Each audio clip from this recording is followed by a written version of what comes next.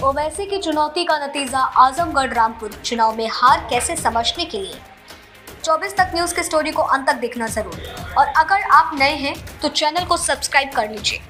चुनावी रिजल्ट के आरोप प्रत्यारोप के बाद आखिर रामपुर आजमगढ़ लोकसभा उपचुनाव में भाजपा ने जीत दर्ज की है।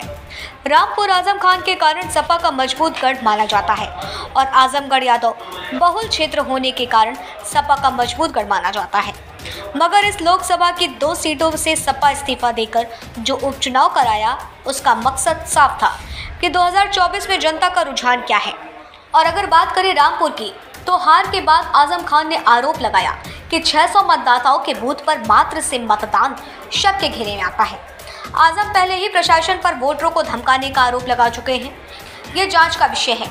मगर आजमगढ़ में यादव बहुल क्षेत्र में सपा की हार का मतलब सपा अपना वोट बैंक खो चुकी है और जिस मुस्लिम समुदाय ने सपा का झंडा उठा रखा था अब वह असुद्दीन ओवैसी के 2022 नारे से जिसकी जितनी हिस्सेदारी पर सपा से कतरने लगा, ओवैसी ने वीडियो जारी कर साफ कहा है कि सपा अपने गढ़ में सीट नहीं बचा सकी तो 2024 में भाजपा से क्या लड़ेगी।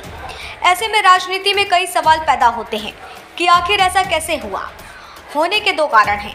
एक तो यह है कि सपा नेता अखिलेश यादव अपने अहंकार में चूर होकर चुनाव जीतने के बाद जिस यादव समाज के दम पर वो सत्ता में आए थे उनका ही विश्वास खो चुके हैं।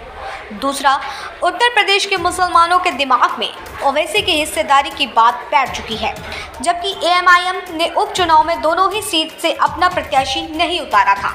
मगर अंत में बसपा के शाह आलम उर्फ गुड्डू जमाली को मुस्लिम होने के नाते ओवैसी ने वोट करने की अपील की थी, जिसके बाद गुड्डू जमाली पहली बार रिकॉर्ड तोड़ वोट पाए और सपा का गढ़ आजमगढ़ ढकेलने में भाजपा के मददगार बने।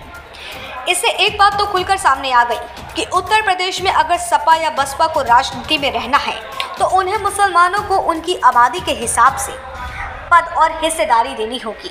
यह बात 2022 चुनाव में ओवैसी कह चुके हैं।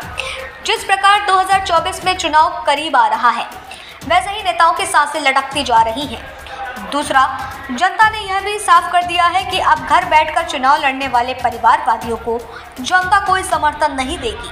ऐसे में 2022 में ओवैसी की वह चुनौती याद आ गई जब उन्होंने कहा था कि मुसलमानों तुम चटाई बिछाने के लिए नहीं हो, मैं तुम्हें कुर्सी पर बैठाना चाहता हूँ। अखिलेश को चेतावनी दी थी कि अगर मुसलमान जाग गया तो अपना जनाधार तक नहीं बचा पाओगे। आखिर वही हुआ।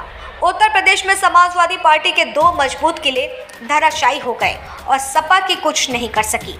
शायद प्रदेश के मुसलमानों के समझ में आ चुका है कि अब वो सिर्फ वोट बैंक नहीं जो सिर्फ चुनाव के समय याद आते हैं।